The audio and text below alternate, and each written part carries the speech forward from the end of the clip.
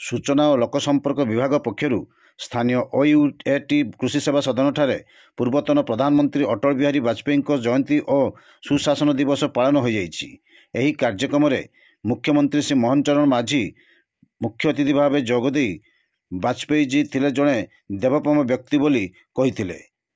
तांको जीवनर गभीरता सद्गुण और आदर्श तांकु देवतांक सहित तुलनीय करथिला।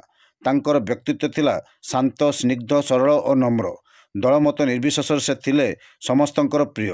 तांकर राजनैतिक विरोधी थिले किंतु कई शत्रु नथिले, तेणु से थिले अजात शत्रु बोली श्री माझी वक्तव्य कहिथिले। एही कार्यक्रम में भुवनेश्वर एकाम्र विधायक बाबू सिंह, मुख्य शासन सचिव मनोज आहूजा प्रमुख जोगदे वक्तव्य रखिथिले। सूचना और लोकसंपर्क विभाग प्रमुख शासन सचिव संजय कुमार सिंह स्वागत भाषण देइथिबा बेले श्यामप्रसाद मुखर्जी फाउंडेशन उपदेष्टा गोलक प्रसाद महापात्र धन्यवाद अर्पण करथिले। एही अवसर में मुख्यमंत्री सूचना और लोकसंपर्क विभाग पक्षर वाजपेयी जीवनी उपर आधारित एक फोटो प्रदर्शनी बुली देखिथिले।